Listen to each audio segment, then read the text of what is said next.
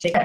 तो इससे एक क्वेश्चन आता है जेईई मेंस में जो कि इजी होता है, 2-3 फॉर्मूले हैं वो हमें पता होने चाहिए। कुछ फॉर्मूले तुम पहले से पढ़ चुके हो 10th क्लास में, ठीक है, कुछ 2-4 नए फॉर्मूले जो 11th क्लास में इंप्लीमेंट कर, और कुछ प्रॉपर्टीज है उनसे डायरेक्ट क्वेश्चन है, ठीक है।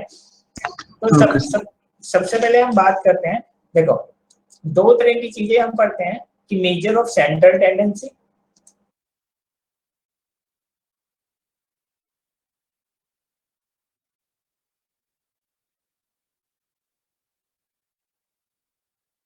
इसके अंदर हमने क्या क्या पढ़ा, मीन के बारे में पढ़ा हुआ है, ठीक है, मीडियन के बारे में पढ़ा हुआ है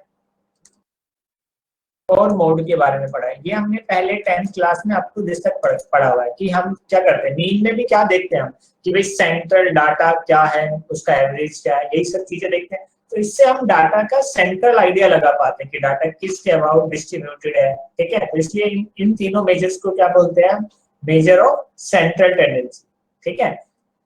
समझ में आ रही है बात? yes. तो मीन को लिखने के लिए हमारे पास जो सबसे बेसिक फॉर्मूला होता था, मीन को डिनोट करते थे हम एक्स बार से। सबसे बेसिक फॉर्मूला क्या होता था, sigma of x i divide by n, भाई सारे ऑब्जर्वेशंस का sum divided by number of observation, यही फॉर्मूला पड़ा है। yes. अगर हमारे पास फ्रीक्वेंसी दी होती थी तो हम मीन लिख सकते थे sigma of x i into f i divide by n, ये लिख सकते थे। और कुछ मेथड जैसे हमने 10th में पढ़े थे, अज्यूम मीन, ठीक है, स्टेप डेविएशन मेथड, वो सब हमारे कुछ मेथड्स है अगर हमारे पास थोड़ा कॉम्प्लिकेटेड डाटा आता है तो जिनसे हम मीन निकाल सकते हैं। लेकिन बेसिक फॉर्मूले यही दो है मीन्स के, ठीक है। वो सब फॉर्मूले इसी से ड्राइव हुए हैं, ठीक है। मीडियन की बात करें तो मीडियन का मतलब क्या होता है सर? मिडिल वाली जो टर्म होती है। हाँ, मिडिल मोस्ट ऑब्जर्वेशन,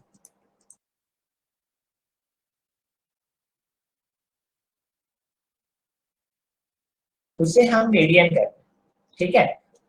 कब, जब हम डाटा को क्या करें, या तो असेंडिंग ऑर्डर में अरेंज करें या डिसेंडिंग ऑर्डर में अरेंज करें, ठीक है। तो सबसे सिंपल सा तरीका जो मीडियन निकालने का है, अगर डाटा हमारा डिस्क्रीट डेटा है, मान लो एन जो है, एन क्या है, टोटल नंबर ऑफ ऑब्जर्वेशन, ठीक है। एन अगर ओड होता है तो जैसे मान लो मैं सिंपल सा एग्जांपल लेता हूँ कि मान लो मेरे पास 1 से लेके 5 तक नंबर है, या तो उन्हें असेंडिंग में अरेंज करो या डिसेंडिंग में, तो आगे से भी हटा दो पीछे से भी हटा दो, जो बीच में बचा वही तो मिडिल मोस्ट ऑब्जर्वेशन होगा। तो एन अगर ओड है तो ये किस नंबर पे है, ये 3rd नंबर पे है, n + 1/2। तो हम बोल सकते हैं जो मीडियन का जनरल फॉर्मूला होगा इस केस में वो होगा n + 1/2 tth ऑब्जर्वेशन, उस नंबर पे आने वाला observation after arranging data in ascending और डिसेंडिंग ऑर्डर, ठीक है। हम क्या कर रहे हैं, असेंडिंग ऑर्डर में डेटा को अरेंज कर रहे हैं, ठीक है। अगर n अगर हमारा इवन होता है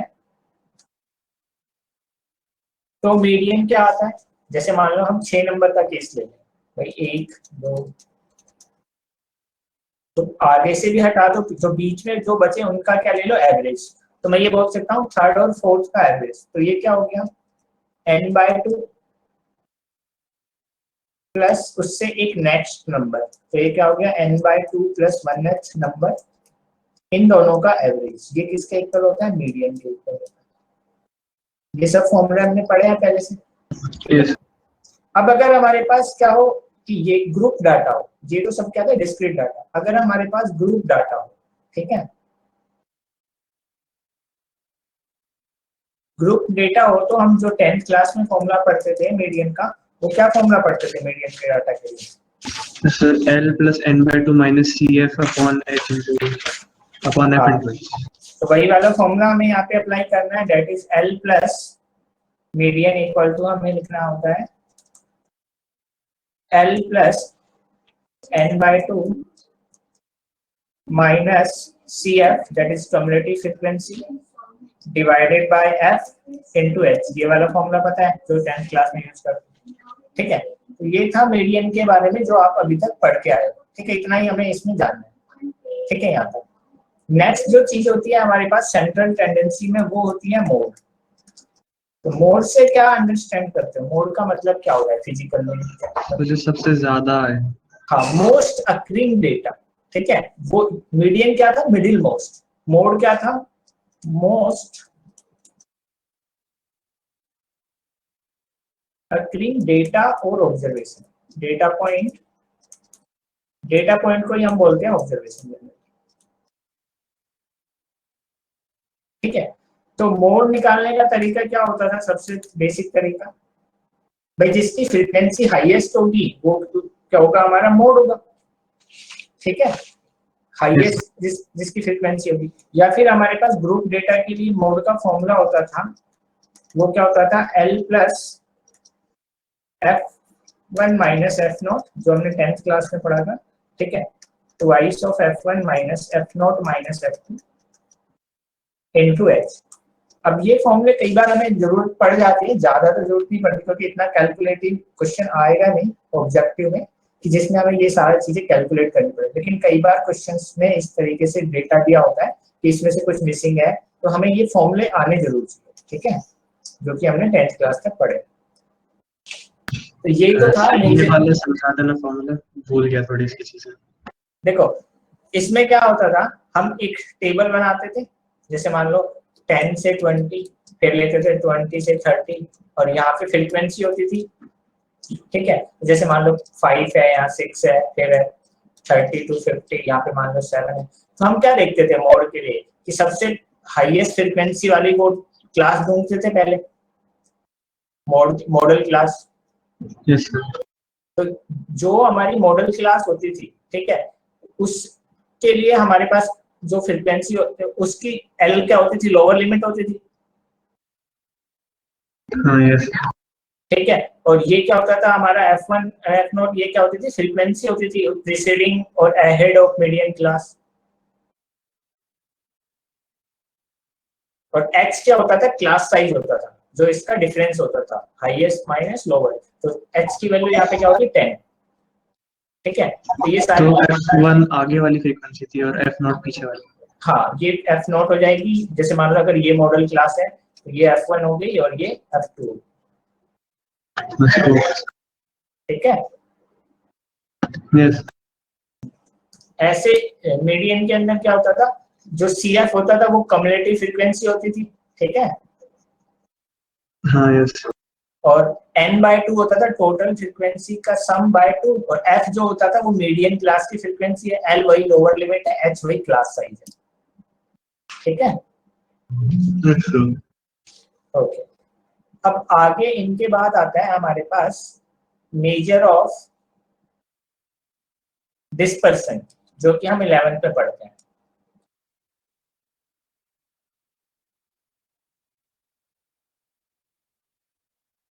इसके अंदर हम बेसिकली पढ़ते हैं सबसे पहले रेंज। तो रेंज ऑफ डेटा कैसे डिफाइन होता है? रेंज ऑफ डेटा सिंपली क्या होता है? हाईएस्ट ऑब्जर्वेशन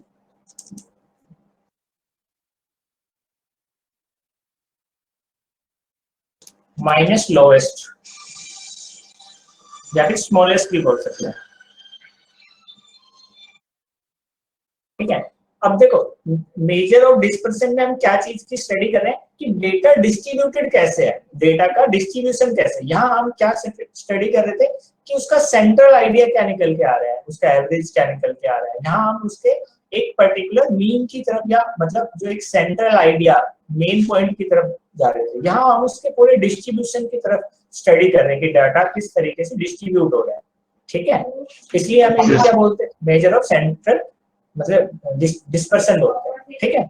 तो रेंज के बारे में तो कोई दिक्कत नहीं है, हाईएस्ट ऑब्जर्वेशन माइनस स्मॉलेस्ट। कुछ कुछ जगह इसे क्या लिख देते हैं? Greatest observation minus smallest observation, ठीक है, बात वही है, ठीक है। तो ये पहला मेजर है जिससे हम मेजर करते हैं। दूसरा है हमारा मीन डेविएशन।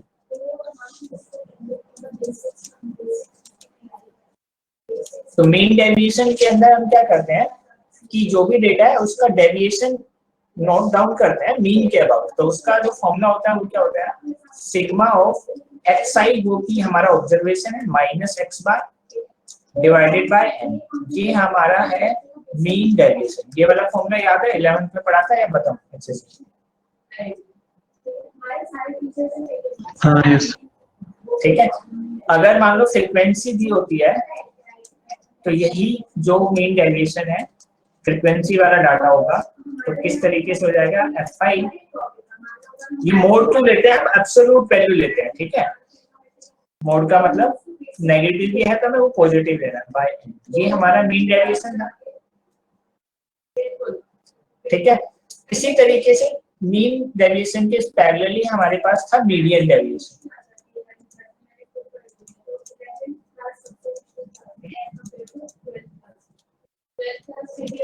ठीक है। तो अगर मीडियन डेविएशन की बात करें तो हमें करना क्या, बस मीन को रिप्लेस करना है मीडियन से, सेम फॉर्मूला रहेगा, यहाँ पे m जो है मीडियन को डिनोट कर रहा है, ठीक है, बाय n। और अगर फ्रीक्वेंसी है तो मीडियन डेविएशन हो जाएगा fi mod of xi minus x bar divided by n, ठीक है। तो ये फॉर्मूले आपने 11th में पढ़े होंगे दोनों, इनमें कोई कंफ्यूजन? सर मीडियन डेविएशन में तो xi माइनस m होगा ना? हाँ, यहाँ मैंने गलती से लिख दिया m, m जो हमारा मीडियन है, ठीक है। यस। इसके बाद आता है हमारे पास स्टैंडर्ड डेविएशन एंड वेरिएंस,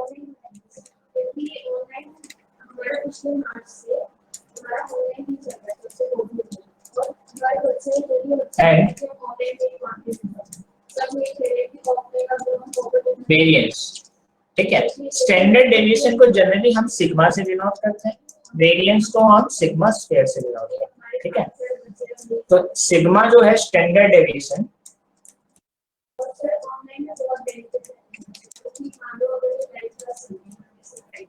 ठीक है, उसका बेसिक फॉर्मूला होता है हमारे पास under root of xi minus x bar square by n, ठीक है। और अगर फ्रीक्वेंसी भी दी हुई है तो स्टैंडर्ड डेविएशन सिग्मा का फॉर्मूला हो जाएगा sigma of xi minus x bar square by n, ये फॉर्मूला स्टैंडर्ड डेविएशन। अगर इनका स्क्वायर कर दे तो हमें वेरिएंस मिल जाएगा, दैट मीन जो वेरिएंस होता है, variance of x is equal to sigma square, ठीक है। तो अगर मैं वेरिएंस लिखना चाहूँ,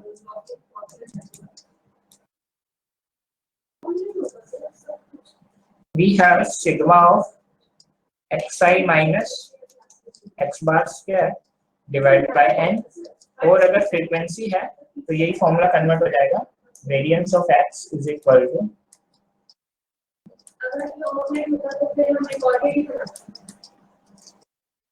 ये, ठीक है। ये बात समझ में आ रही है? यस। अब देखो इसी फॉर्मूले को थोड़ा और रीअरेंज करते हैं सिंपलिसिटी के लिए, थोड़ा एक्सपेंड करते हैं, तो मेरे पास है variance of x is equal to sigma of fi xi minus x bar by n, n क्या है, सम ऑफ ऑल फ्रीक्वेंसीज। अगर मैं इसको एक्सपेंड कर देता हूँ इस टर्म को, तो मेरे पास आएगा sigma of fi that is xi square x bar square minus 2xi x bar by n, ये आएगा। Yes sir.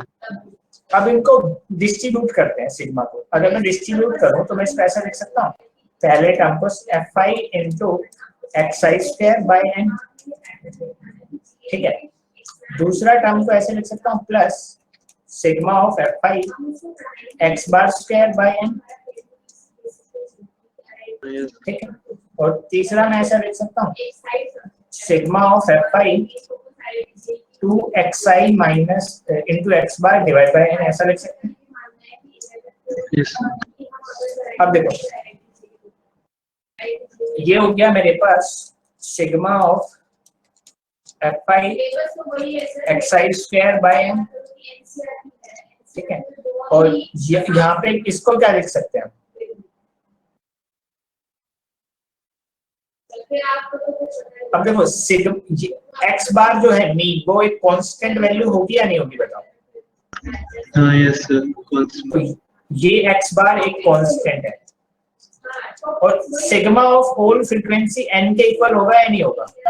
हाँ यस तो ये वैल्यू 1 हो जाएगी यस।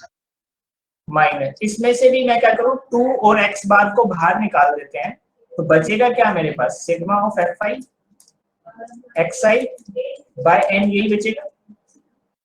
यस सर, ये ट्रिक वो लग रहा है एक्स्ट्रा।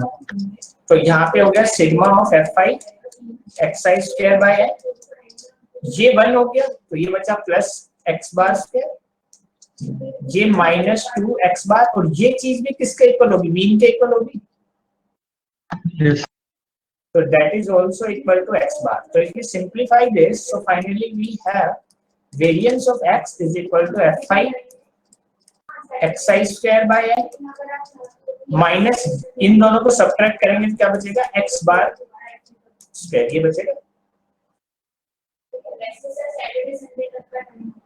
और स्टैंडर्ड डेविएशन की टर्म्स में लिखना चाहें, क्योंकि ये फॉर्मूला हम बहुत ज्यादा यूज करेंगे, ठीक है? तो अगर हमारे पास स्टैंडर्ड डेविएशन की टर्म्स में लिखना चाहे तो इसका अंडर रूट आ जाएगा, sigma of F I x I square by N minus x bar, ये फॉर्मूले हैं हमारे पास वेरिएंस और स्टैंडर्ड। ठीक है, ये बात समझ में? Yes sir. अब स्टैंडर्ड डेविएशन बताता क्या है एक्चुअल में, अगर हम बात करें तो देखो, जनरली अगर हमारा डेटा नॉर्मल डिस्ट्रीब्यूटेड है,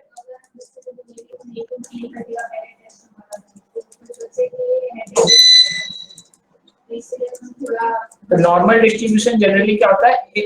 डिस्ट्रीब्यूशन का मतलब क्या होता है? डिस्ट्रीब्यूशन का मतलब होता है जो हम प्लॉट बनाते हैं, फ्रीक्वेंसी वर्सेस जो हमारे एक्स आई है, ठीक है?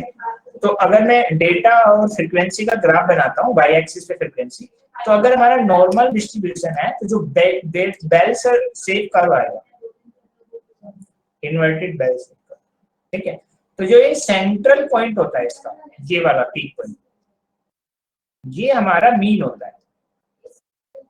तो डेटा इसके अबाउट डिस्ट्रीब्यूटेड है, अगर नॉर्मल डिस्ट्रीब्यूशन है तो मीन उसका एकदम सेंटर में होगा, 50% डेटा इधर है, 50% डेटा। तो इसके ये स्टैंडर्ड डेविएशन क्या बताता है कि यहाँ पे फर्स्ट, यहाँ पे कोई पॉइंट होगा that is x bar plus sigma, यहाँ पे कोई पॉइंट होगा एक्स बार माइनस सिग्मा।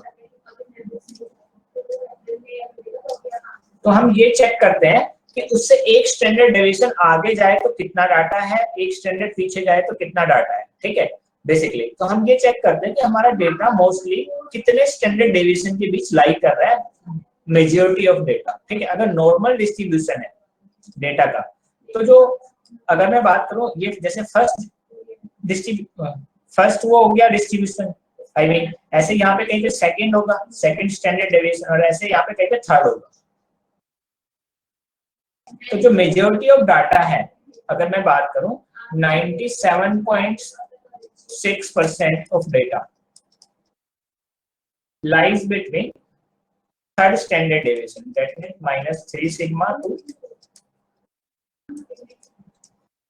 अगर डिस्ट्रीब्यूशन नॉर्मल है, जो मेजॉरिटी ऑफ हमें प्रैक्टिकल प्रॉब्लम्स मिलते हैं जो कि नेचुरल होते हैं, ठीक है? जैसे हम लोगों की हाइट देखते हैं, उन्हें प्लॉट करें, ठीक है?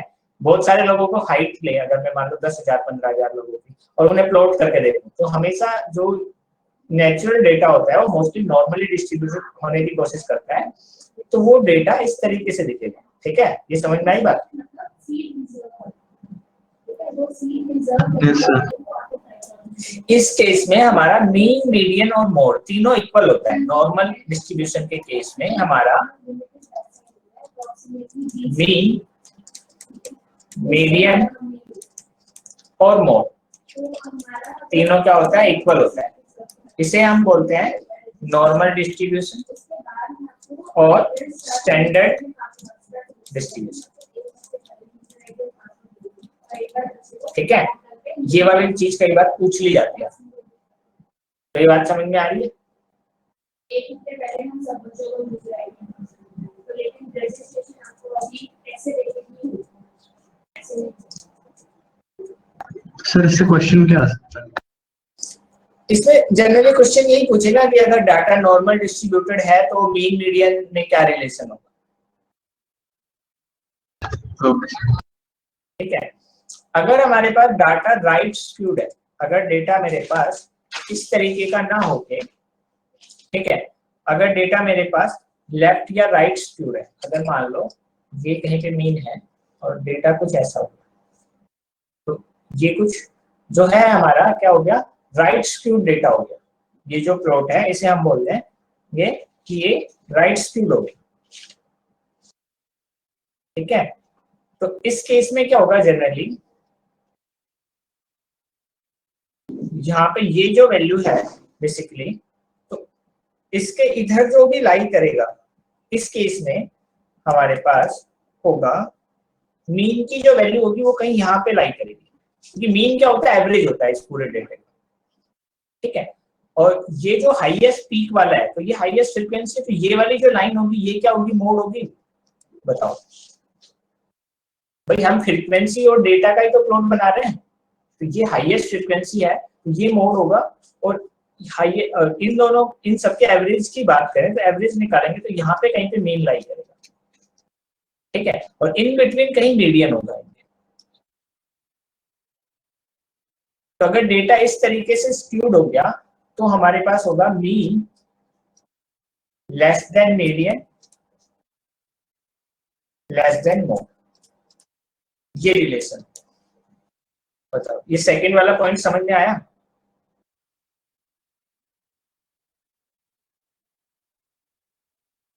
सर फिर से रिपीट करना। देखो भाई, हम किसके बीच प्लॉट बना रहे हैं, यहाँ पे हमारी जो वाई एक्सिस है वो बेसिकली फ्रीक्वेंसी है, और यहाँ पे हमारा एक्स आई है। ठीक है, कभी आपने कर्व बनाया होगा हिस्टोग्राम के पीक को ज्वाइन करके, तो वो एक बेल शेप कर्व आता था जिसे नॉर्मल डिस्ट्रीब्यूशन बोलते हैं। ठीक है, तो देखो अगर ये हाईएस्ट फ्रीक्वेंसी है तो ये वाला पॉइंट हमारा मोड होना चाहिए, नहीं होना चाहिए? हाँ यस। अब ये मोड होगा तो यहाँ से लेके यहाँ तक के डाटा का सम करके एवरेज निकाला जाएगा, तो कुछ डाटा इधर है कुछ इधर है। ठीक है, तो एवरेज जो आएगा वो कहीं यहाँ पे आएगा भी। ठीक है, तो इस केस में हम जनरली मोड की हेल्प से एनालाइज करते हैं बाकी। ठीक है, मीडियन हमेशा बीच में ही रहता है। ठीक है, तो मोड क्या होगा, सबसे ज्यादा, उसके बाद मीडियन और उसके बाद मीन, इस तरह के स्क्यूड डाटा में। ठीक है, और इस तरह का डाटा होगा तो ये तीनों पॉइंट क्या होंगे, एक ही जगह पे होंगे, यहाँ पे सेंटर में।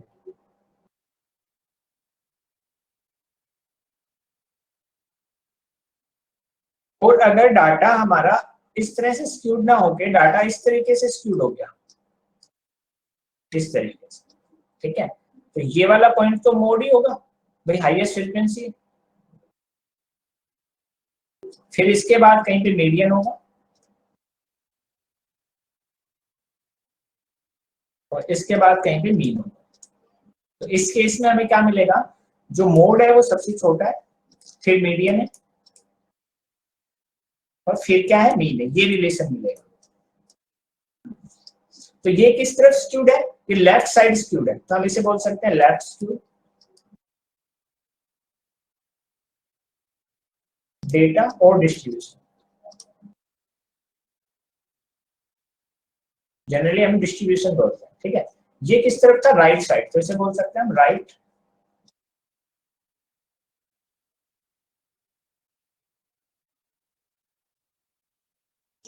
बताओ, ये तीनों डिस्ट्रीब्यूशन समझ में आ गए, लेफ्ट राइट और सेंटर, ये नॉर्मल वाला। यस।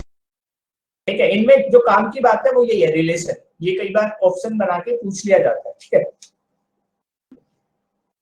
तो ये रिलेशन हम किसके हेल्प से आइडेंटिफाई कर सकते हैं, मोड की हेल्प से। ठीक है, बात समझ में आ गई? Yes sir. और जो जनरल डेटा होता है हमारा, कोई भी डिस्क्रीट डेटा या वैसा डाटा जो इन सब डिस्ट्रीब्यूशंस के अंदर नहीं है, तो हमारा रिलेशन क्या होता है, mode is equal to 3 median minus 2 mode जो हमने 10th क्लास में पढ़ा था। ये हमारा जनरल रिलेशन होता है सब डाटा के लिए, ठीक है, याद है? यस सर, याद है।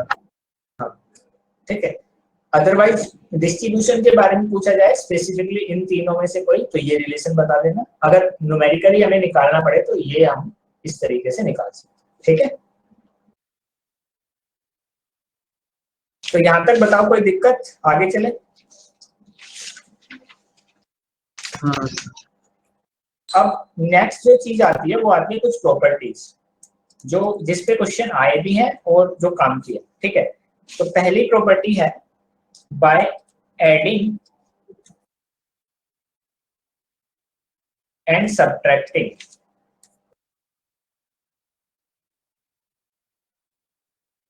ए पॉजिटिव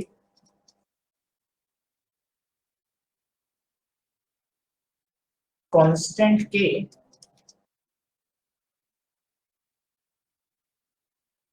to each observation, ठीक है,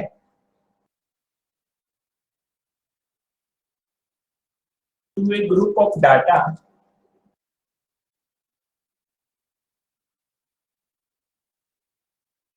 does not affect standard deviation। जब स्टैंडर्ड डेविएशन अफेक्ट नहीं होगा तो वेरिएंस भी अफेक्ट नहीं होगा, है वेरिएंस। ये बात समझ में आ रही है?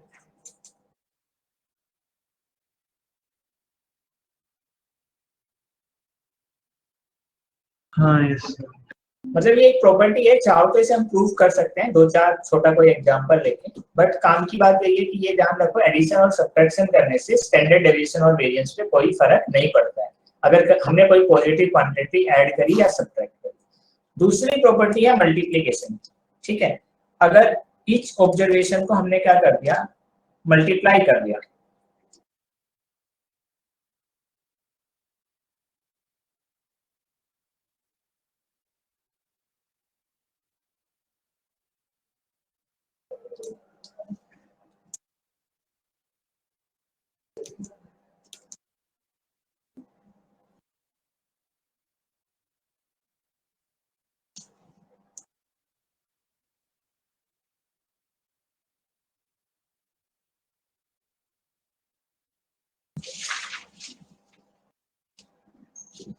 तो अगर हमने k से मल्टीप्लाई कर दिया तो उस केस में वेरिएंस जो होगा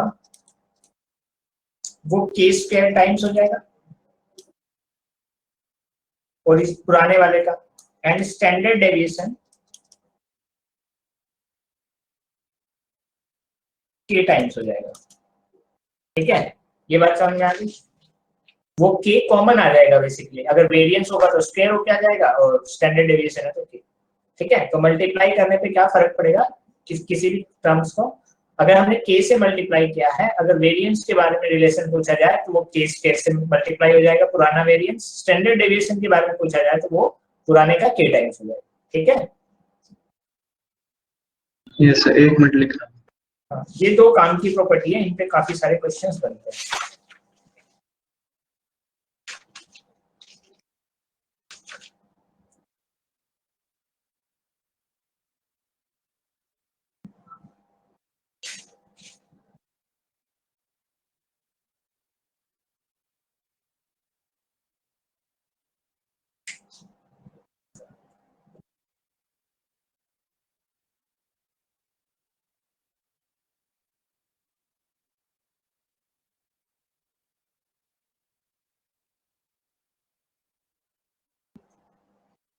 लिख लिया?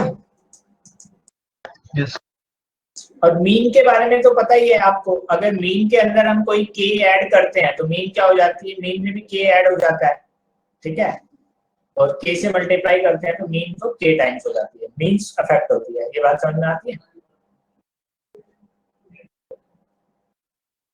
तो कैसे बोलना? मीन के अंदर जैसे मान लो मैंने मीन लिया कोई भी x1 x2 x3 का मीन लिया, ठीक है। तो मान लो इसका मीन x बार था, अगर मान लो मैंने इसमें k ऐड कर दिया हर एक टर्म में, ये क्या हो जाएगा x1 plus k plus x2 plus k x3 plus k, by 3। तो जो नया मीन होगा वो क्या होगा, पुराने मीन प्लस के होके आ रहा है, देखो हाँ यस सर। मीन के अंदर इफेक्ट होता है, अगर के से मल्टीप्लाई करता तो के टाइम्स किया जाता, मीन में ये ध्यान रखना, ठीक है। ओके।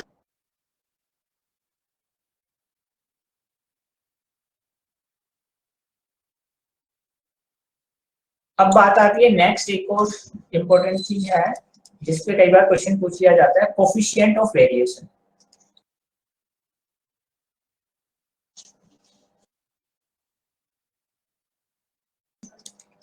मान लो कोई दो सीरीज है, ये जनरली काम आता है कंपेयर करने में टू सीरीज ऑफ डेटा को, कंपैरिजन ऑफ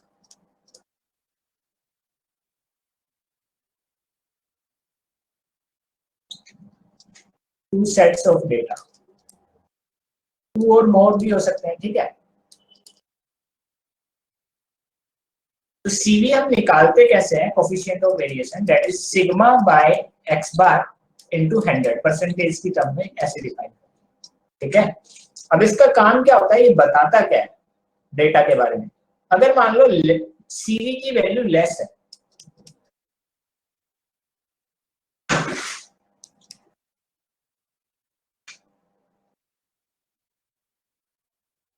जो डेटा होगा वो काफी अच्छा होगा, मतलब काम का डेटा होगा, यूज दिया जा सकता है, ठीक है।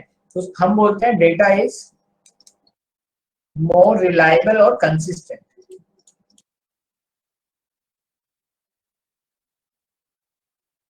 ठीक है।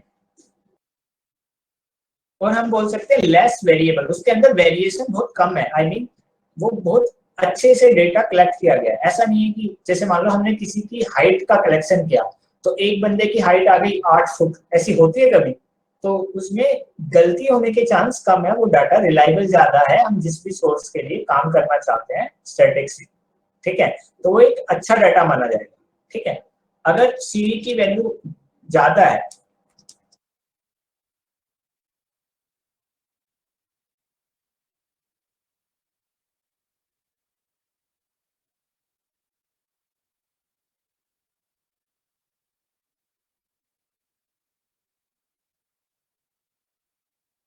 और we can say more variable data, इसके अंदर वेरिएशन बहुत ज्यादा है, ठीक है। तो ये वाला डाटा बेटर माना जाएगा कंपेयर टू, तो इसकी हेल्प से हम दो डाटा को कंपेयर कर सकते हैं, जब मान लो सेम मीन आ जाए, सेम स्टैंडर्ड डेविएशन आ गया हो, किसी का कोई चीज एक सेम आ गई हो, तो हम इस कोफिशिएंट की हेल्प से उनका कंपैरिजन करते हैं, ठीक है। ये बात समझ में आ रही हाँ यस। है।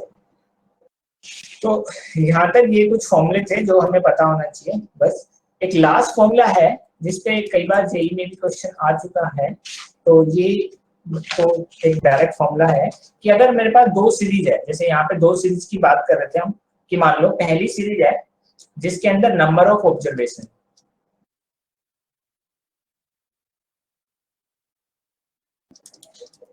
इसमें n1 है, दूसरे में n2 है, ठीक है। इसका स्टैंडर्ड डेविएशन मान लो S1 है, इसका S2 है, या सिग्मा 1 कुछ भी मान सकते हो। तो अगर हमें इन दोनों का कंबाइंड सीरीज का स्टैंडर्ड डेविएशन पूछ लिया जाए, तो उसके लिए एक फॉर्मूला होता है, that is n1 S1 square plus n2 S2 square divide by n1 plus n2 plus n1 n2, और अगर इनका मीन भी दिया होगा, स्टैंडर्ड डेविएशन के केस में मीन की भी जरूरत पड़ती है, x1 बार और x2 बार, तो यहाँ पे आएगा x1 bar minus x2 bar divide by n1 plus n2 whole square. ये एक कंबाइंड फॉर्मूला है, अगर हमारे पास दो सीरीज दे रखी है, उनका स्टैंडर्ड डेविएशन निकालना हो।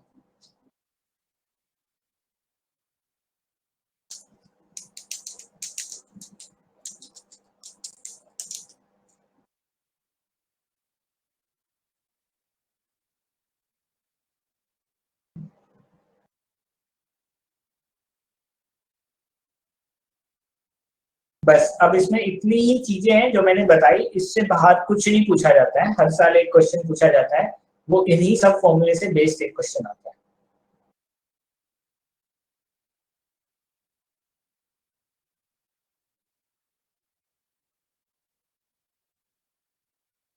तो नोट डाउन कर लिया?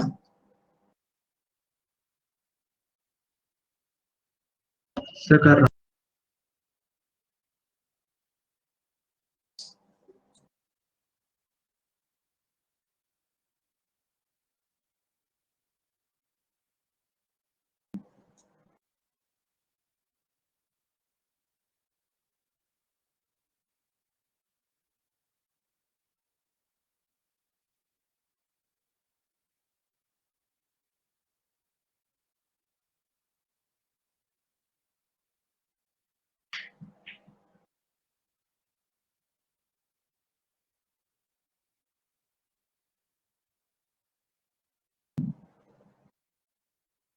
चले आगे। हूँ। Yes sir. तो अगर मैं बात करूं, सबसे पहले एक डेरिवेशन करते हैं जो हम बाद में डायरेक्टली रिजल्ट की तरह यूज करेंगे। तो standard deviation and variance of first n natural number.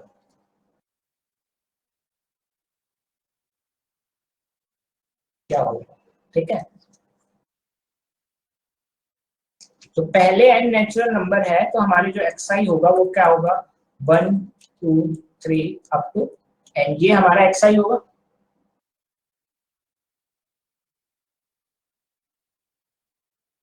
Yes sir. हमें इसका स्टैंडर्ड डेविएशन कैलकुलेट करना है। तो स्टैंडर्ड डेविएशन या वेरिएंस की बात करें तो वेरिएंस का फॉर्मूला क्या होता था? Variance of x is equal to, अब इसमें फ्रीक्वेंसी तो है नहीं, simply xi square by n minus x bar का स्क्वायर, ये फॉर्मूला होता था। Yes sir. तो सबसे पहले हम मीन निकालते हैं x बार। तो मीन क्या होगा? Sigma of n, sum of n natural number divide by n total number. तो सिग्मा ऑफ n क्या हो जाएगा? n into n plus 1 by 2 divide by n, तो ये कैंसिल हो गया। तो x बार जो मीन है उसकी वैल्यू आ गई, ये आ गई। Yes sir. ठीक है, अब बात करते हैं इस फॉर्मूले की, वेरिएंस वाले की। तो इसमें पुट करें variance of x that is equal to sum of xi square. तो इसका मतलब क्या हो गया? 1 square plus 2 square plus 3 square up to n square divide by, इसके नीचे क्या है? n minus x bar. x bar की वैल्यू क्या है हमारे पास? ये सब सब्स्टिट्यूट कर दिया हमने। तो अगर मैं कैलकुलेट करूं, ये भी एक सिग्मा का फॉर्मूला है, हमें याद है, सीक्वेंस सीरीज में पढ़ा था। तो ये सिग्मा n स्क्वायर हो गया, तो इसको लिख सकते हैं sigma n square by n, इसको स्मॉल n लिख सकते हैं, हमने हर जगह स्मॉल n। ये हो गया n plus 1 by 2 whole square. यहाँ तक समझ में आ रहा है? यस। तो इसकी वैल्यू क्या होगी n स्क्वायर की? दैट इज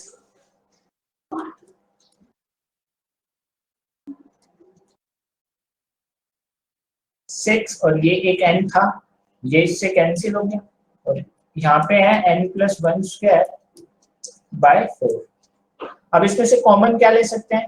एक तो n प्लस 1 और नीचे से 2, अगर कॉमन लिया जाए इस सीरीज से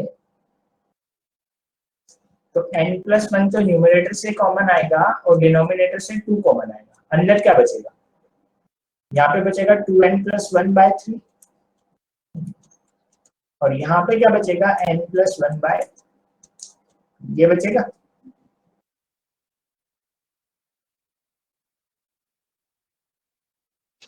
बताओ। हाँ यस सर। तो अगर मैं इसको सिंप्लीफाई करता हूं तो यहाँ पे आ गया n प्लस 1 बाय 2, और यहाँ पे एलसीएम लें तो 6 एलसीएम आ गया, ये आ गया 4n plus 2 minus 3n minus 3। तो अगर इसको सिंप्लीफाई किया जाए तो ये आ गया n प्लस 1 बाय 2, यहाँ पे क्या बचेगा? n minus 1 by 6। तो finally variance of n first natural number is n minus 1 n square minus 1/12 ये डायरेक्ट एक रिजल्ट है variance of first n natural number. और स्टैंडर्ड डेविएशन की बात करें सिग्मा की तो हो जाएगा under root n square minus 1/12। ये याद रखना है क्योंकि ये क्वेश्चन में हम डायरेक्टली अप्लाई करेंगे तो हमारा काम आधा जल्दी हो जाता है। ओके ठीक है, तो ये एक इम्पोर्टेंट रिजल्ट है जो हम क्वेश्चन में डायरेक्टली अप्लाई कर सकते हैं अगर हमें याद हो तो। ठीक है, अदरवाइज ड्राइव करोगे तो ऐसे ड्राइव करना पड़ेगा। ये समझ में आ गया? Yes sir. नोट कर लिया? ये आगे चलें? यस चलो अब क्वेश्चन स्टार्ट करते हैं। तो फर्स्ट क्वेश्चन ये है, हमें निकालना है मीन डेविएशन। तो ये सिंपल सा क्वेश्चन है, कैलकुलेट करो। तो सबसे पहले हमें मीन निकालना पड़ेगा इसका।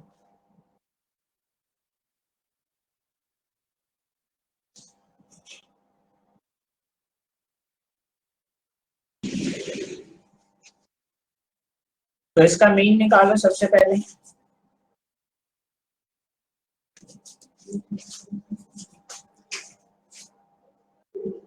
भाई हमें मीन डेविएशन के लिए हमें सबसे पहले एक्स बार चाहिए। एक्स बार क्या हो गया? हम सबका 6 आया। 6 आया है, सम बाय टोटल नंबर। और मीन डेविएशन करेंगे तो क्या होगा? Sigma of mod x i minus x bar divide by n. तो सबसे पहले हम देखें 2 माइनस 6 तो 4 आ गया, फिर 3, फिर 3 प्लस लेना है हमेशा, मोड का मतलब। ठीक है, 6 माइनस 6 0, फिर 3 आ गया, फिर 2 आ गया। और टोटल नंबर कितने आए? 3 6 7 नंबर है। यस तो मीन डेविएशन की वैल्यू हमारे पास कितनी आनी चाहिए? तो यहाँ पे हो गया 9 प्लस 2 11 प्लस 15 बाय 7। सही है, ये हो गया 2.14 के आसपास। देखना कैलकुलेशन सही है, क्या गलती हुई है बता। सर आपने एक 3 नहीं दिया, एक 3 नहीं लिया, 18/7 आया था। 18/7 कौन सा 3 मिस हो गया? एक सर वो 3 जो था ना बस 2993। तो अच्छा आपने इसका 3 3 आया, एक और 3 आएगा, 3 की दोस्त में। तो ये आया 18/7। तो कितना आएगा? 2 पॉइंट, फिर बचा 4। तो फिर कितने पे जाएगा? ये 5 पे और फिर 7। तो ऑप्शन डी आ जाएगा। ठीक है, हाँ यस चलो इसका वेरिएंस निकालना है। नहीं, हमें दिया हुआ है इस सीरीज का वेरिएंस दिया हुआ है और इस सीरीज का वेरिएंस पूछा है। चलो ये रिलेशन पे बेस्ड क्वेश्चन है जो प्रॉपर्टी मैंने पढ़ाई थी।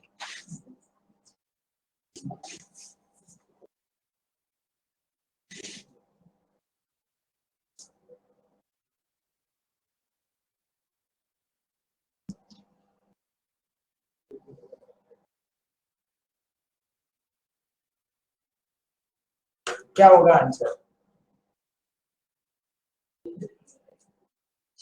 देखो सबसे पहले जो डाटा था वो था मेरे पास एक्सआई वाला डाटा। अगर मैं लिखूं तो होता 2 4 5 6 8 और 17। और जो नया डाटा है इसको लिख लेते हैं। चलो न्यू डाटा लिखते हैं। वो हो गया हमारे पास 4 8 10 12 16 और 34। तो इस डाटा और इस डाटा में क्या रिलेशन है? सर डबल है। डबल है। तो वेरिएंस के बारे में पूछा है, तो वेरिएंस क्या हो जाएगा? 4 टाइम्स होगा ना? Variance will be 4 times. Sir इसमें तो गलत लिखा रहा है फिर ऑप्शंस। अच्छा हमने क्या लिखा? एक मिनट, रूट के बाद वेरिएंस विल बी।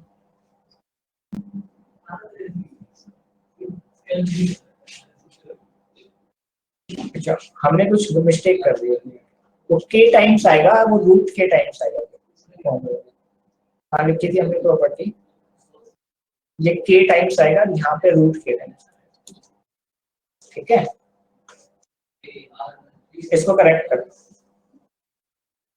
अच्छा ओके सर एक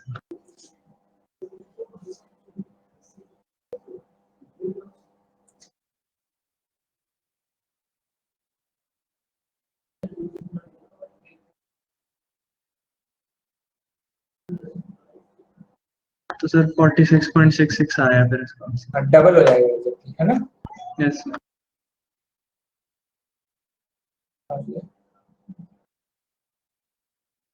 तो ये हो गया, सी ऑप्शन होना चाहिए। यस। और ये वाला क्वेश्चन,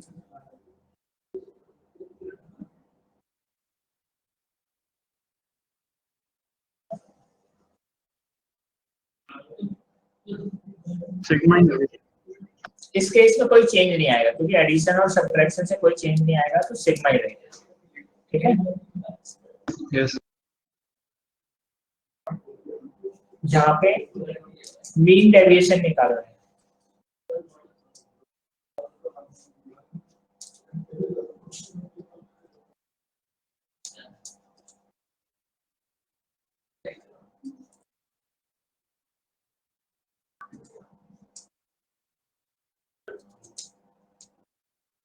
ये तो सिंपल है, ये वाला तो कर लोगे आराम से, वही काम करना है इसमें। चलो अगला वाला क्वेश्चन ट्राई करते हैं। यहाँ पे सिग्मा है, मिसिंग है। ठीक है, तो ये डायरेक्ट फॉर्मूला पूछा हुआ है, कौन सा फॉर्मूला करेक्ट होगा मीन डेविएशन के लिए।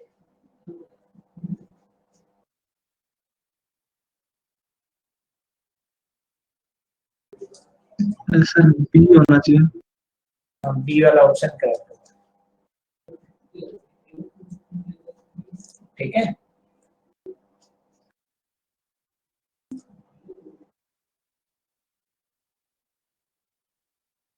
ये भी मीन डेविएशन पूछा है। ठीक है, तो इसमें भी सेम काम करना है, वैसे डेटा सेम ही दे रखा है, तो ये भी सेम क्वेश्चन। तो ये तो समझ में आ ही गया, बाकी तो कैलकुलेशन ही है इसमें।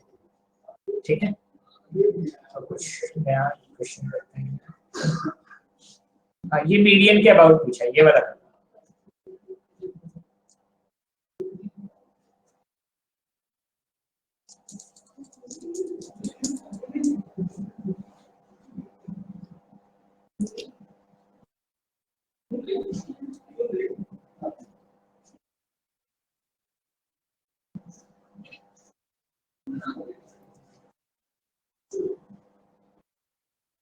तो इसको सबसे पहले हमें असेंडिंग ऑर्डर में लिखना पड़ेगा, तो सबसे छोटा है शायद 20, फिर है 33, उसके बाद कौन सा है 40, 39, 40, फिर है 50, 53, 59, ठीक है 65, 69। तो कितना डाटा है, 1 2 3 4 5 6 7 8 9, तो हो गया हमारे 3 6 9। तो पीछे से 3 हटाओ पहले, तो 50 हमारा आ गया मीडियम। ठीक है, तो अब मीडियन डेविएशन निकालना है।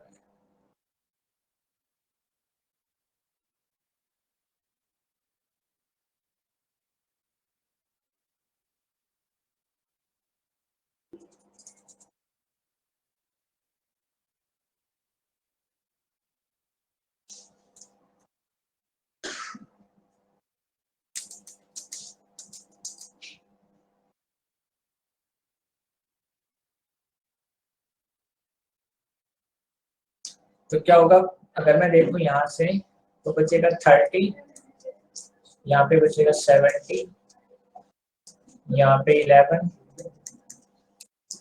10, 0, 3, 9, 15, और यहाँ पे बचेगा 19, और डिवाइडेड बाय 9, ये बचेगा। तो टोटल करके 9 से डिवाइड कर दो।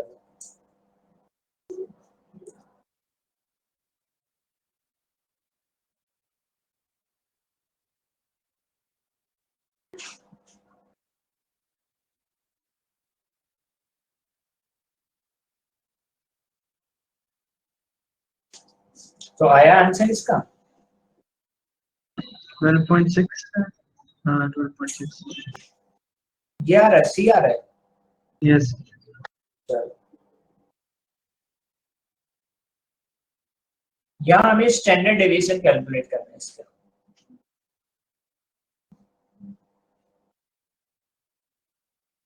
तो सबसे पहले हमें मीन चाहिएगा, तो मीन निकालें। तो ये हो गया 11 + 9 20, ये हो गया 33, 33 और 12 कितना हो गया 45, 45 और 10 हो गया 55, 55 और 8 कितना हो गया 63, 63 और ये है कितना 3 6 7 है। 9 हो x बार की वैल्यू 9 है। अब हमें स्क्वायर करके ऐड करना है, हमें ये फॉर्मूला लगाना है sigma xi square by n minus x बार, इसका रूट। तो स्क्वायर करके ऐड करें तो ये हो गया 36 + 25 + 81 169 144 64 और 100। तो ये हो गया 11 12 12 और ये कितना है 4 है, 12 और 8 कितना हो गया 20 29, सही है। हाँ यस सर 21 कैरी 2 2, तो ये कितना हो गया 5, और 5 और 2 और मिला दे तो कितना हो गया 7, तो ये हो गया 15 21 25, ये हो गया 31, सही है। हाँ यस सर 30 3 और 3 6, ये आ गया 619 बाय n की वैल्यू 7 माइनस 9 का स्क्वायर 81। 81 इसको सिंप्लीफाई करके देखो कितना आता है।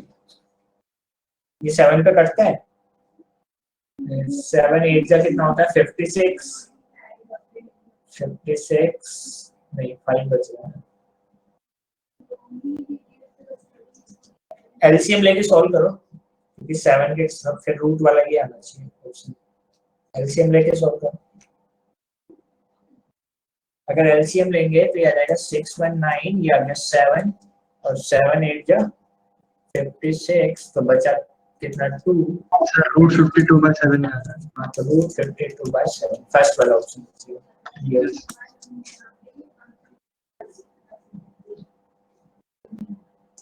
अब देखो ये सेम है क्वेश्चन, के एडिशन सब्ट्रैक्शन वाला।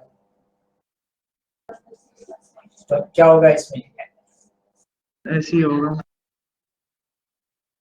एस था तो इसमें बस कंफ्यूज करने के लिए एम लिखा है, कुछ लिखा है, तो बस रहेगा क्या, वो ऐसे ही रहेगा, ठीक है। 1.5 fraction हम द्वारा एडवांस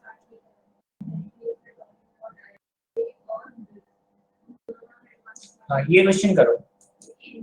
इसमें हमें क्या दे रखा है इस बार, स्टैंडर्ड डेविएशन दे रखा है, तो हमसे स्क्वायर ऑफ ऑल ऑब्जर्वेशन पूछा है, मतलब उसी फॉर्मूले को रीअरेंज करके एक टर्म निकालनी है, बाकी दे रखी है।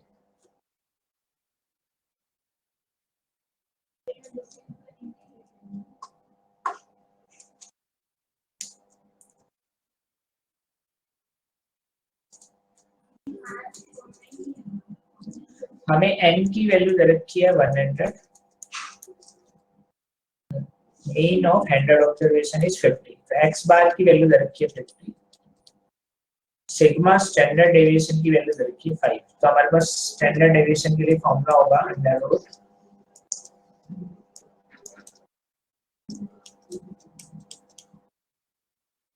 ये। तो इसमें सारी चीजें पुट करें तो यहाँ पे आ गया 5,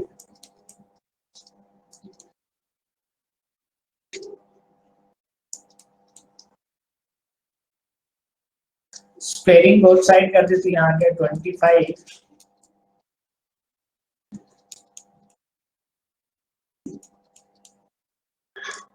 तो इधर आ गया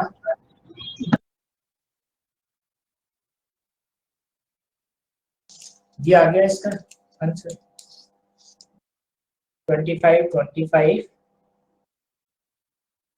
00 ऑप्शन सी, ठीक है। समझ में आया। एक मिनट नीचे करना सर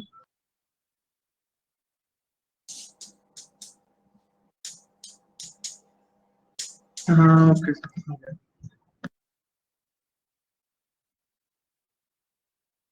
ये वाला क्वेश्चन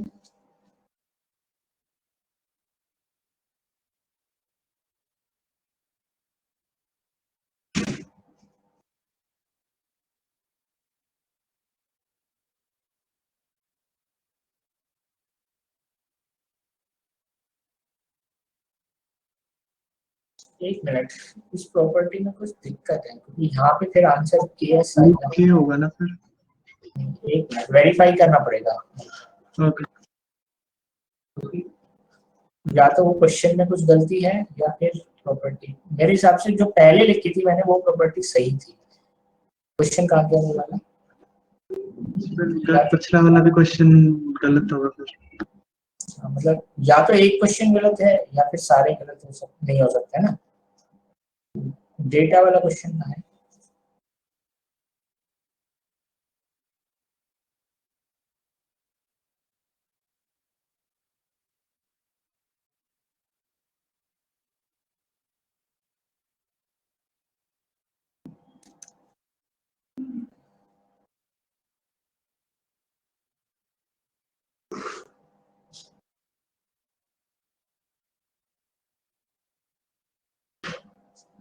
अगर मान लो स्टैंडर्ड डेविएशन के टाइम्स हो रहा है तो वेरिएंस तो फिर हमारे पास यही आना चाहिए ना।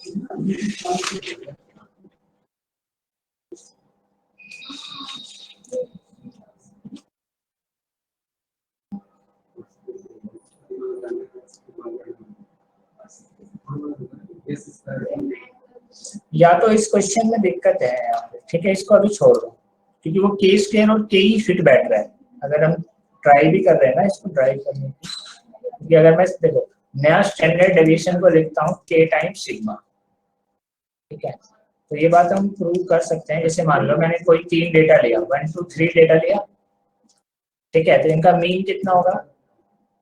ये हो गया 6/3, तो मीन हो गया 2 हो गया, ठीक है। अगर हम मान लो हम इसका वेरिएंस निकालें तो वेरिएंस होगा 1 square plus 2 square plus 3 square by 3 minus 4। तो वेरिएंस ऑफ एक्स आ गया मेरे पास फाइनली 1 प्लस ये कितना हो गया 4 प्लस 9 बाय 3 माइनस 4, तो ये आ गया 14/3 माइनस 3। तो क्या बोल सकते हैं वो तो 4 होता ना पहले, क्या? वो 4 था ना पहले, वो 3 कैसे होगा? अच्छा 4 था तो 12, तो ये अगर 2/5 2/3 आ रहा है ना ये हाँ 2/3, ठीक है।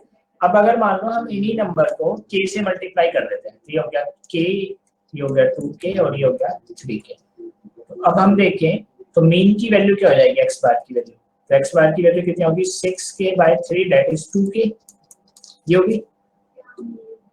और वेरिएंस निकालेंगे तो ये हो जाएगा k square plus 4k square plus 9k square by 3 minus 4k square, यही होगा।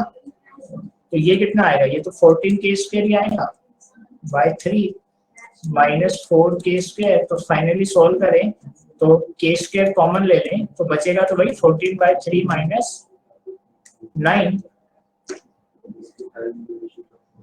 तो ये वही बचा ना k स्क्वायर इंटू 94, तो ये हो गया 2/3। k स्क्वायर ही आ रहा है ना, देखो प्रूव हो रहा है ना ये। हाँ यस। तो वो क्वेश्चन में गलती है, तो इस वाले क्वेश्चन में गलती है। यहाँ स्टैंडर्ड डेविएशन लिखना चाहिए उसमें। कहाँ गया वो क्वेश्चन? हाँ, यहाँ वेरिएंस ना लिख के उसने क्वेश्चन में स्टैंडर्ड डेविएशन लिखना चाहिए, ये मिसप्रिंट है, ठीक है, तब ये डबल होगा। और यहाँ पे, हाँ, यहाँ पे जो हमने पहले प्रॉपर्टी लिखी थी वो सही लिखी थी, तो ये k टाइम्स और ये k स्क्वायर, ठीक है, प्रूव हो गया ना ये। अब कोई कंफ्यूजन? No sir.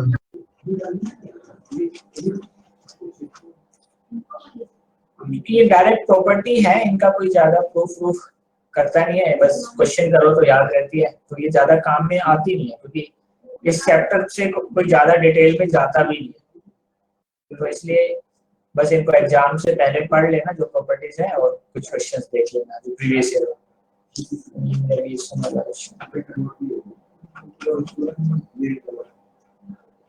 पर इसका फायदा ये है कि बस इतना पढ़ के जाओ ना, क्वेश्चन इतने में से ही आता है, श्योर क्वेश्चन है कि अगर आप पढ़ के जा रहे हो तो कर सकते हो इसका क्वेश्चन।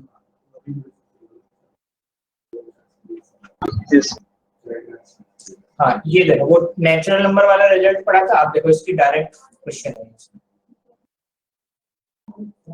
अब या तो हम निकालने बैठे 10 नेचुरल नंबर का, तो कई बार 50 दे देगा, कई बार 70 दे देगा, तो हम अगर अपनी डायरेक्ट रिजल्ट है तो अप्लाई कर सकते हैं। डायरेक्ट रिजल्ट क्या था, अगर वेरिएंस की बात करें -1/12 और सिग्मा की बात करें तो n² -1/12, तो अब देखो आप निकालो, डायरेक्ट निकल के आ जाएगा जल्दी, तो इससे टाइम से हो जाता है, ये क्वेश्चन में यूज किया जाता है।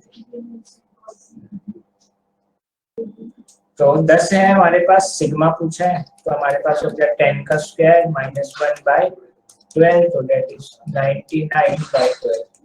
इसका अप्रोक्सीमेट रूट निकाल लो क्या आएगा।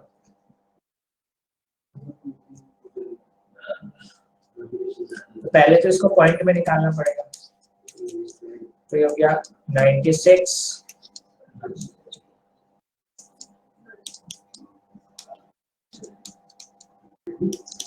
तो आएगा रूट ऑफ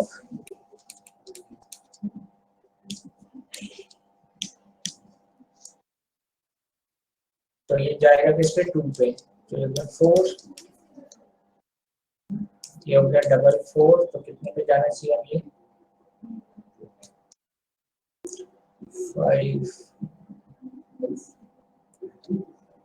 8 पे देखना, 48 into 8 कितना होता है 6, आई थिंक 384 है।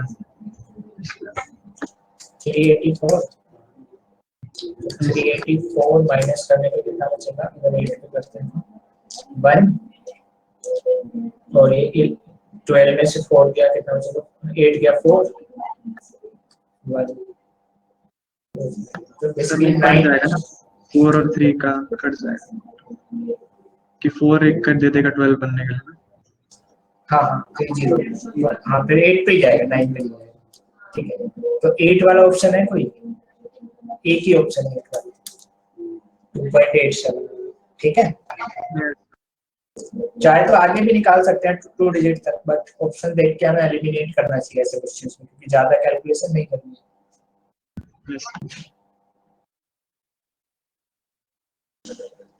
अब देखो ये वही 10 पॉजिटिव इंटीजर पे -1 के मल्टीप्लिकेशन करके 1 ऐड किया है, तो वेरिएंस पूछा।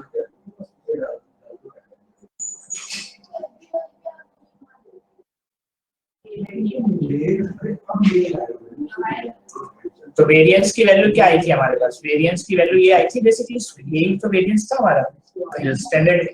तो वेरिएंस की वैल्यू अनअफेक्टेड रहेगी, क्योंकि -1 का स्क्वायर टाइम्स हो जाएगी, प्लस से कुछ फर्क नहीं पड़ेगा भाई, -1 से मल्टीप्लाई किया था क्या होगा के स्क्वायर, तो ऑप्शन ये आएगा आंसर,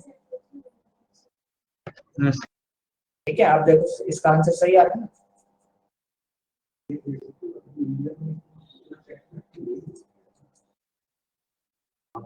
अब इसमें हमें दिया है coefficient of variation of distribution are 50 and 60, their arithmetic mean are this, तो उनके स्टैंडर्ड डेविएशन का डिफरेंस पूछा है। तो कोफिशिएंट ऑफ वेरिएशन का फॉर्मूला क्या था, sigma by x bar into 100, इस फॉर्मूले से दोनों के सिग्मा निकाल लो और डिफरेंस दे। तो अगर हम पहले फॉर्मूले में पुट करते हैं तो सिग्मा 1 x बार कितना है 30 इनटू 100, दिस गेट कैंसिल, ये भी कैंसिल हो गया, तो सिग्मा 1 आ गया 50। ऐसे ही सिग्मा 2 निकाले तो आ जाएगा 60, सिग्मा 2 बाय 25 इनटू 100, ये आ गया 4, तो सिग्मा 2 भी आ गया हमारे पास 15, तो 0 है, तो डिफरेंस 0, ठीक है। यस। चलो ये क्वेश्चन ट्राई करो, ये अच्छा क्वेश्चन है।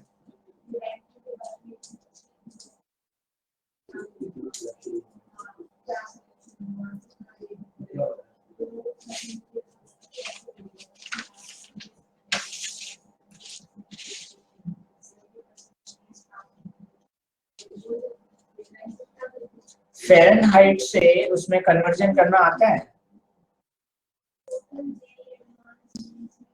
सेल्सियस और फ़ारेनहाइट कन्वर्जन की इक्वेशन याद है? वो होती थी Fahrenheit equal to 9/5 C plus 32। ये इक्वेशन फ़ारेनहाइट और सेल्सियस कन्वर्जन।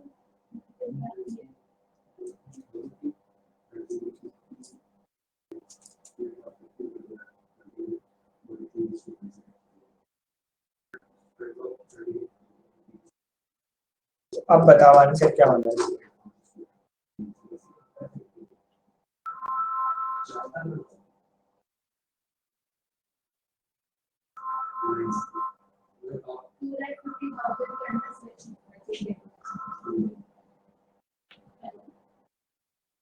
सर 32 ऐड करने से तो कुछ फर्क नहीं पड़ेगा, स्टैंडर्ड डिविएशन को स्क्वायर करेंगे तो भाई अगर मैं देखूं, जैसे मान लो पहला टेम्परेचर C1 है, दूसरा C2 है, तो नया जो टेम्परेचर आएगा वो F1 की जो वैल्यू होगी वो क्या होगी? 9/5 C1 प्लस 32। तो एडिशन से तो कुछ फर्क नहीं पड़ा, बस मल्टीप्लिकेशन फैक्टर भी अफेक्ट करेगा।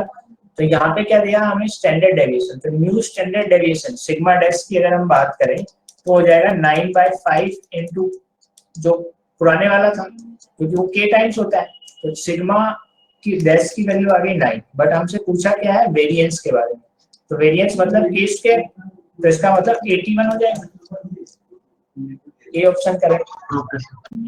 समझ में आई बात? इस तरीके के रिलेशन से भी क्वेश्चन पूछ सकता है। तो हमें ये दो प्रॉपर्टी ध्यान रखनी है, ठीक है?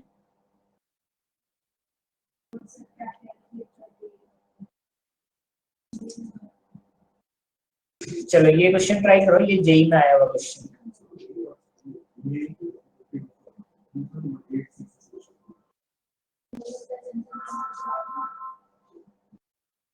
ये अभी नहीं होगा तुमसे, क्योंकि इसमें बर्नौली ट्रायल है।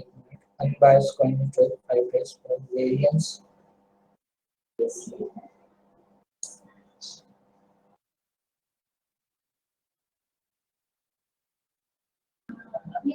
इसको भी छोड़ दो, ये करो।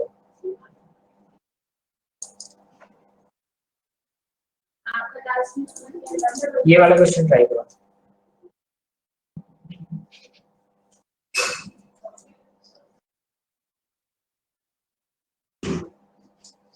ये उसी फॉर्मूले पे बेस्ड क्वेश्चन है जो हमने ट्राई किया था, याद है? ये भी जेई में आया हुआ क्वेश्चन।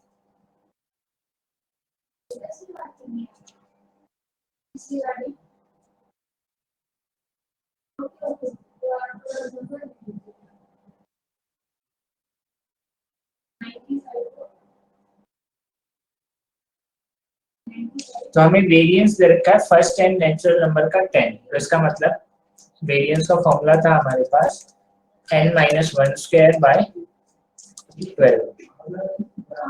तो हमें इसकी वैल्यू दे रखी है 10, that is n square minus 1 by 12।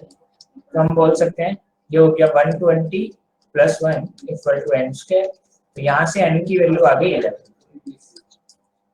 दूसरा हमें दे रखा है m नेचुरल नंबर का वेरिएंस 16। तो हम अप्लाई करें 16 m स्क्वायर माइनस 1 12। तो 12 into 16 plus 1 equal to m square. तो ये कितना आएगा?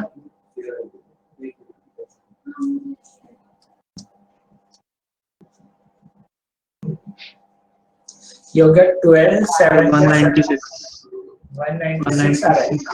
12 into 16 196 आ रहा है। 196 ये टोटल 196 आ रहा है। नहीं वो 16 into 12 196 आ रहा है प्लस 1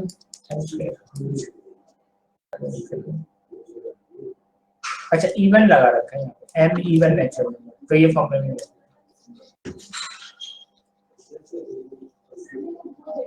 अब m इवन नेचुरल नंबर का हमें निकालना पड़ेगा। तो m इवन नेचुरल नंबर क्या होगा? यहाँ पे देखो वर्ड इवन यूज कर दिया ना। तो पहला नेचुरल नंबर होगा 2, फिर 4, फिर 6, ऐसे करते करते लास्ट क्या हो जाएगा? m 2m लिख लेते हैं, मान लो कोई भी नंबर लिख लेते हैं कि m तक जा रहा है, ठीक है? तो मैं इसको अभी यहाँ तक लिख लेता हूँ, n तक लिखो। ये टोटल नंबर कितने हैं, m है। अगर ये टोटल नंबर m है तो ऑब्वियस सी बात है ये 2m होगा। समझ में आ रही बात? अगर मान लीजिए टोटल नंबर 2 है तो ये 2 into 2 है। अगर ये टोटल नंबर 3 है तो ये 2 into 3 है। समझ में आ रही बात? सर क्या 2 into 3 है? भाई ये अगर टोटल नंबर n है यहाँ से लेके यहाँ तक, तो ये लास्ट नंबर 2m होगा या नहीं होगा, ये बताओ। हाँ यस सर। भाई जैसे मैं 3 के लिए चेक करूँ, यहाँ तक ये 3 है तो ये जो लास्ट नंबर कितना है, 2 into 3 है, मतलब ट्वाइस है ना जितने नंबर है। हाँ यस सर। तो ये हमारे पास जो सीरीज है वो है 2 4 6 2m। तो चाहे तो मैं यहाँ से ऐसे भी सोल्व कर सकता हूँ, 2 कॉमन ले लूँ, बचेगा क्या, 1 2 3 till m। तो हम ये कह सकते हैं कि ईच नंबर को हमने किससे मल्टीप्लाई कर दिया, 2 से मल्टीप्लाई कर दिया। तो हम मल्टीप्लिकेशन वाला तरीका लगा सकते हैं पूरा ड्राइव करने की बजाय। यस। तो वेरिएंस किससे मल्टीप्लाई होके आएगा, 4 से। हाँ यस। तो हम बोल सकते हैं 4 into m square minus 1 by 12, ये नया वेरिएंस होगा, that is equal to 16। तो यहाँ से ये काटा 3 तो ये हो गया m square minus 1, तो ये हो गया 48। तो यहाँ से m square की वैल्यू आ गई 49। तो m की वैल्यू कितनी आ गई, 7 आ गई। हाँ यस। अब m plus n की वैल्यू आ जाएगी 11 plus 7 that is 18। ठीक है, समझ आएगा? यस। इवन ओड का अगर यूज करता है तो हम प्रॉपर्टी यूज करेंगे। ठीक है, ओड अगर बनाता तो ओड में क्या होता है, 2n प्लस टाइप होता, तो 1 ऐड करने से तो कुछ फर्क नहीं पड़ता, फिर भी 2 का ही फैक्टर का चेंज आता है, या तो 2 का स्क्वायर आता वेरिएंस में या स्टैंडर्ड डेविएशन में 2 का फैक्टर आता। समझ में आ रही है?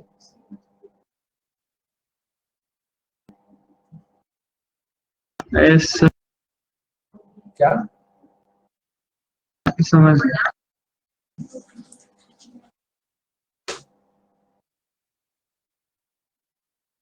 ये वाला क्वेश्चन करो। ये सब जेई के क्वेश्चन है पुराने। ठीक है, देखो इस तरह के सिंपल क्वेश्चन आते हैं, मोस्टली बच्चा इन्हें स्किप करके आ जाता है, पढ़ता ही नहीं इस टॉपिक को।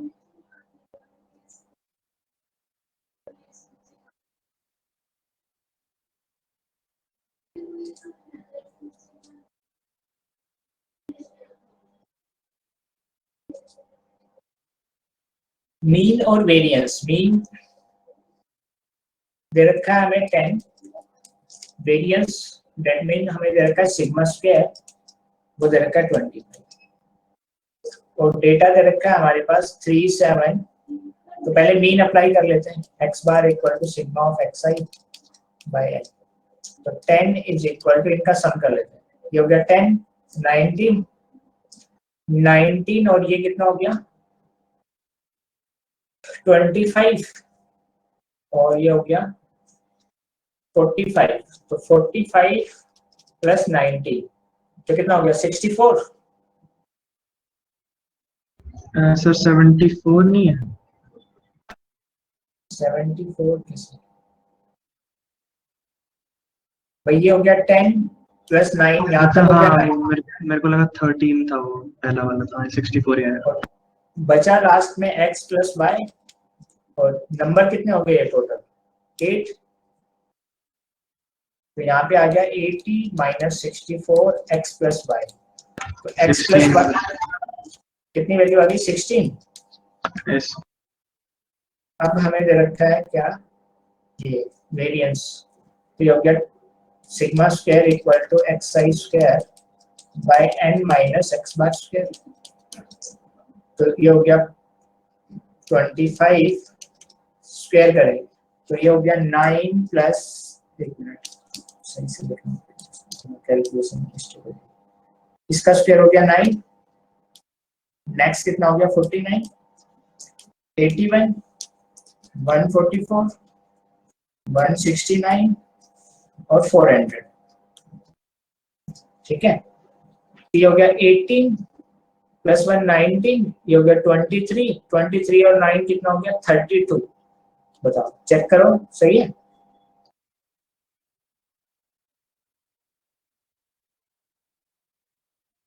ये हो गया 12, ये हो गया 16, 32 आया ना? हाँ पहले वाली लाइन में 32 है। अब नेक्स्ट में करते हैं, नेक्स्ट में ये हो गया 12, 12 और 4 कितना हो गया 16, 16 और 6 कितना हो गया 22 और कैरी का 3 25। 25 ठीक है, ये हो गया 2 और ये हो गया 6, 6 और 2 8 8। तो ये आ गया मेरे पास 852, टोटल नंबर 8 माइनस एक्स बार कितना था 100।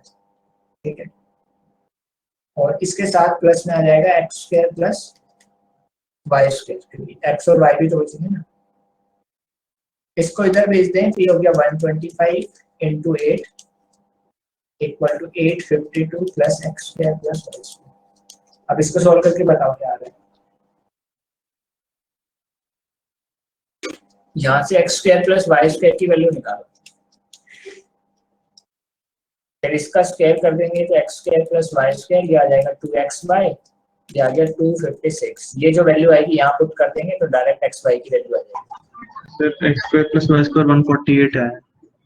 148, तो यहाँ पे पुट करेंगे तो ये आ गया 148 प्लस 2xy 256। तो यहाँ से 2xy 156, इसमें से 148 माइनस करो कितना बचेगा 8 0 1, यही बचेगा।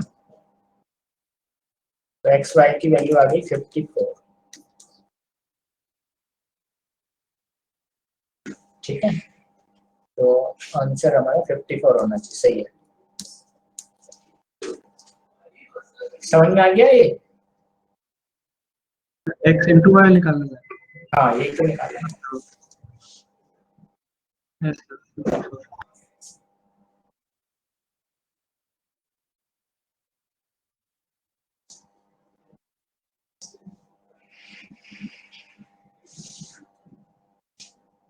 चलो ये क्वेश्चन देखो, रिलेशन पे बेस्ड है।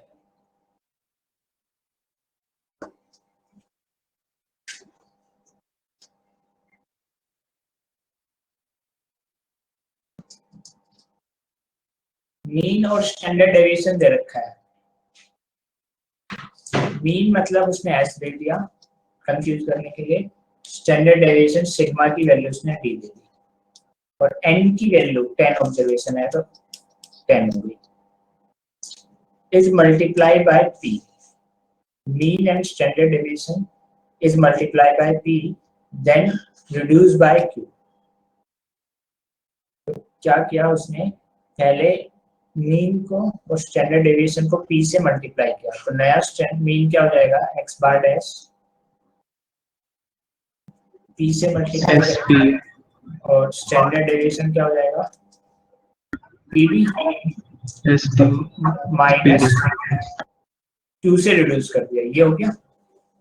Yes. If new means and standard deviation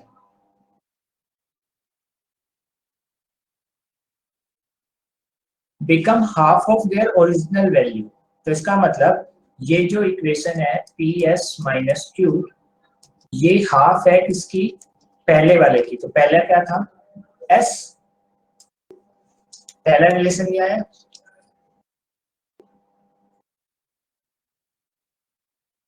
Yes.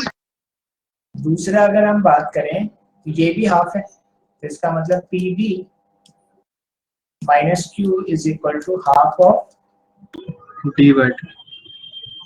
B. इनको सॉल्व करके हमें फाइंड क्या करना है, क्यू की वैल्यू निकालनी है इन दोनों इक्वेशन से। तो इसे सॉल्व करने की कोशिश करें यहाँ से मल्टीप्लाई करके, या फिर कुछ एलिमिनेट कर सकते हैं इन दोनों को, इसको ऐसे ही रखते हैं। तो अगर क्यू निकालना है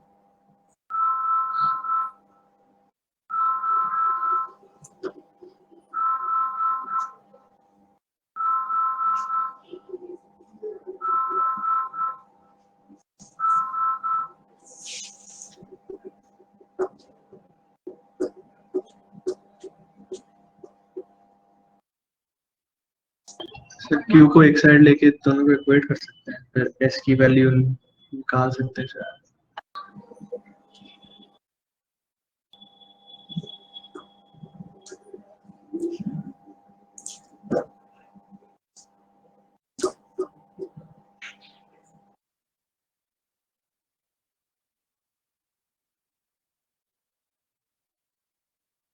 एक्चुअली हमने गलत कर दिया, क्वेश्चन समझने में गलती कर दी।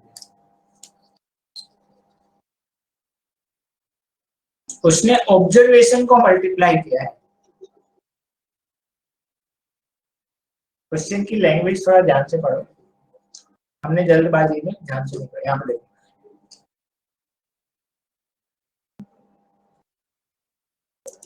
यहाँ ऑब्जर्वेशन का मल्टीप्लिकेशन किया है P से और उसको उसने Q से रिड्यूस किया मेरे हिसाब से। अदरवाइज तो वेरिएबल इतने सारे हो जाएंगे, रिड्यूस करना पॉसिबल नहीं है। वो ये कहना चाह रहा है कि अगर उसने ऑब्जर्वेशन को P से इंटू किया, जो भी xi था, और Q से रिड्यूस किया। बट ये तो लग रहा है कि मीन और स्टैंडर्ड डेविएशन इन 10 ऑब्जर्वेशंस की मल्टीप्लाई की है P से और फिर Q से।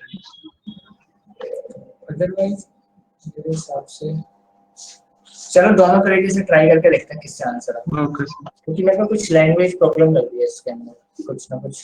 क्योंकि अदरवाइज वो वाले इक्वेशन में मेरे को लग रहा है वेरिएबल ज्यादा हो रहे हैं और आंसर न्यूमेरिकल है। तो या तो हमें इस 10 की हेल्प लेनी पड़ेगी मीन लिखने के लिए। तो अगर मैं फेक ऑब्जर्वेशन वाला फॉर्मूला लगाता हूँ, मान लो n की वैल्यू पता है, तो अगर मीन लिखे जो कि हमें s दे रखा है, तो s की वैल्यू क्या होगी, सिग्मा ऑफ xi बाय 10। पहले वाले तरीके से देखें तो, और d की वैल्यू क्या हो गई, under root sigma of xi square minus, और यहाँ पे क्या आएगा s स्क्वायर। ये हो गया।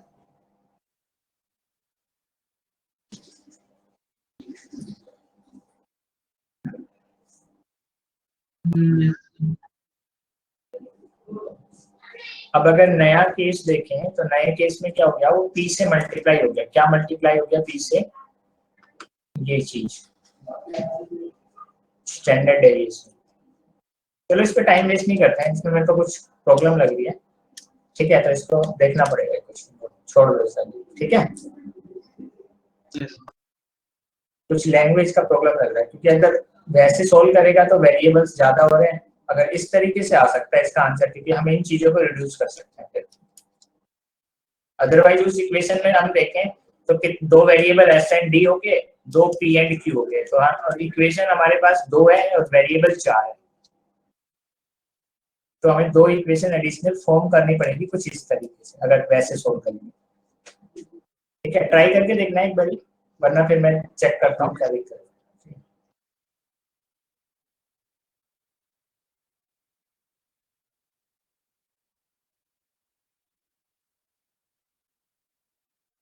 चलो हाँ, ये मिस्टेक वाला एरर वाला क्वेश्चन है। इस तरह के क्वेश्चंस भी बहुत आते हैं जिसमें एरर हो जाती है।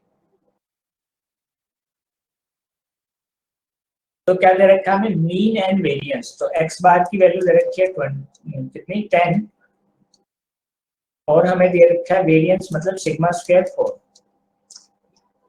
पाया क्या गया कि हमारे पास 9 was incorrect, the correct observation was 11। तो हमें करेक्ट वेरिएंस निकालना है। तो अगर हम देखें, जब हमने इनकरेक्ट निकाला होगा तो इनकरेक्ट में हुआ क्या होगा। भाई सबसे पहले अगर मैं बात करूं यहाँ पे मीन्स के अंदर, तो मीन्स के अंदर अगर मैं करेक्ट मीन निकालना चाहूँ तो करेक्ट मीन कैसे निकालेंगे। भाई एक्स बार का फॉर्मूला क्या होगा, एक्स बार का फॉर्मूला होगा sigma of xi by n. N कितना है 20। तो जो इनकरेक्ट है वो हो गया ये। यहाँ पे जो सिग्मा है 9 ऑब्जर्वेशन, जो 10 ऑब्जर्वेशन है, तो इसमें x1 से लेके x9 तक, और एक ये फेक वाला जो है गलत वाला 9 ऐड हो रखा है इसमें। 10.1 आया x बार। ठीक है, तो यहाँ पे अगर मैं सोल्व करूं तो ये इधर चला जाएगा 200 माइनस 9, ये मेरे पास सिग्मा आ गया इसका 1 से लेके 9 तक का। अब इसमें 11 ऐड करके फिर से क्या करना है हमें, इसके 20 से डिवाइड करना है, तो करेक्ट मीन बन जाएगा। हमें करना क्या है, ये तो सम है हमारा x1 से लेके x9 तक, इसमें मेरे को करेक्ट वाला ऐड करना है और 20 से डिवाइड करना है। तो ये आ गया मेरे पास, कितना आया है 191 प्लस 11 डिवाइड बाय 20, ये किया?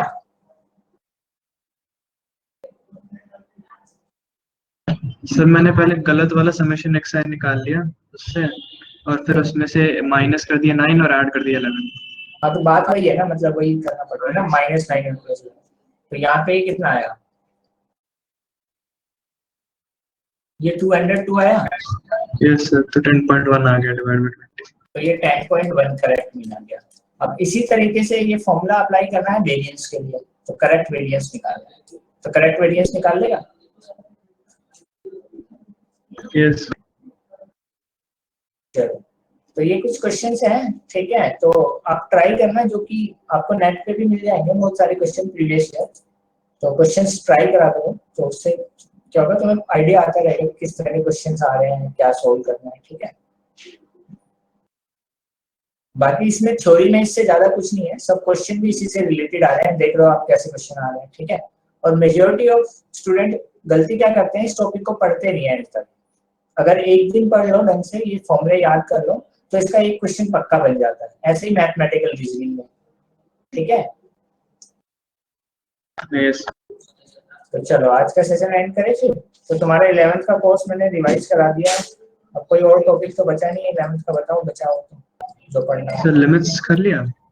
लिमिट्स मैंने कराया था, अगर चाहते हो तो नेक्स्ट क्लास में मैं फिर से करा दूंगा, ठीक है। हाँ सर, लिमिट्स एक बार फिर से करा दो। चलो तो एंड करें, यस, चलो bye bye. Thank you sir, good night.